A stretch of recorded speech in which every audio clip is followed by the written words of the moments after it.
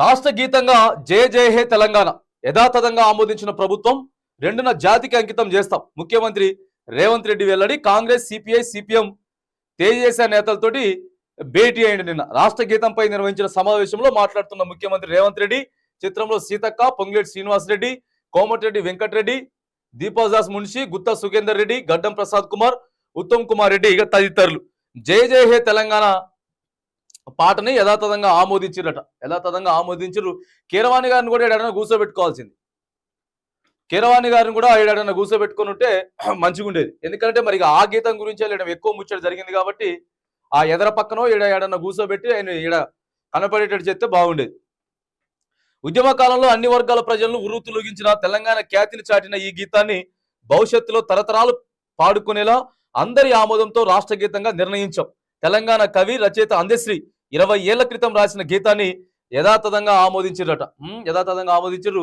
ఓ కీరవాణి గారి గురించి వెళ్ళి ఒకటే ఇక ఆయన వీడియోలు ఆయన ఫోటోలే ఎక్కువ చేసిండ్రు. ఈ గీతానికి సంబంధించి పూర్తిగా ప్రజల దగ్గర నుంచి తెలంగాణ ప్రజల దగ్గర నుంచి వ్యతిరేకత వస్తే మళ్ళీ ఆయన కొంత హోడ్లో పెట్టి, లేకపోతే ఏడో ఆయన పేరు బరవాల్సింది. ఇప్పుడు ఏడో కీరవాణి గారి ప్లేసు అందశ్రీ గారి పక్కమటో లేకపోతే అటుపక్కో ఇటుపక్క ఉండాల్సింది కానీ పెద్ద ఎత్తున వ్యతిరేకత వచ్చేసరికి మరి ఆయన పేరు బంద్ పెట్టిండు. సరే ఏదేమైనా కానీ 2వ తారీఖున జాతీయ గీతాన్ని ఆమోదించబోతా ఉన్నారు.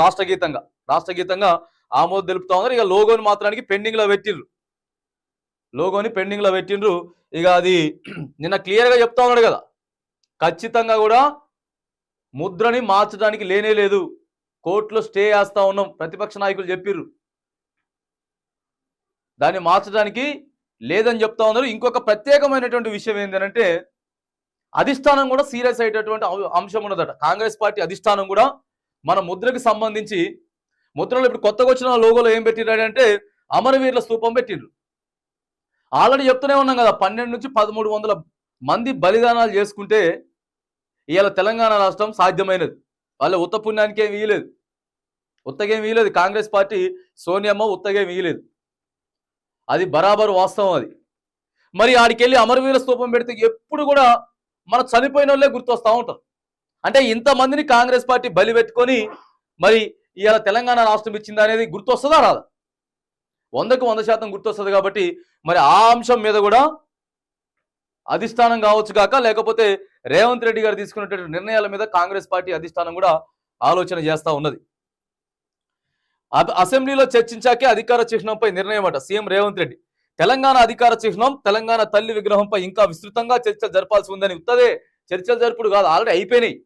వన్స్ డిసైడ్ చేసేసిర్లే కానీ ఇక పెద్ద పంచాయతీ అయ్యేటట్టున్నది అని చెప్పి ఇక దాన్ని ఆపిండి. కానీ ఇక అది పెండింగ్లో అట్లనే ఉంటుంది. అవతరణ వేడుకలకు సోనియా గాంధీ ముఖ్య అతిథిగా హాజరవుతానని ముఖ్యమంత్రి వెల్లడి. కేసీఆర్ కు సీఎం ప్రత్యేక ఆహ్వానం. 2న పరేడ్ గ్రౌండ్ లో ఉత్సవాలు, సాయంత్రం ట్యాంక్ బండ్ పై సాంస్కృతిక ప్రదర్శనలు, 5000 మందితో ఫ్లాగ్ వాకట. ఇక జరగబోయేటటువంటి అవతరణ వేడుకలకి సోనియా గాంధీ గారిని ఇన్వైట్ చేసిర్రు.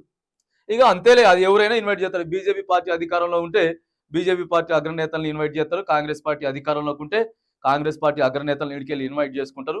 ఇక వాళ్ళ అధికారం, వాళ్ళ ఇష్టం కాబట్టి ఖచ్చితంగా చేసుకునేటువంటి ప్రయత్నాలు చేస్తారు. అదే ప్రాంతీయ పార్టీలు అయితే ఎవరు ఉండరు మనకి. ఢిల్లీలో పెద్దలు ఎవరు ఉండరు, ప్రత్యేకంగా పెద్దలు ఎవరు ఉండరు. ఇక మొత్తం మనతోటే నడుస్తుంది.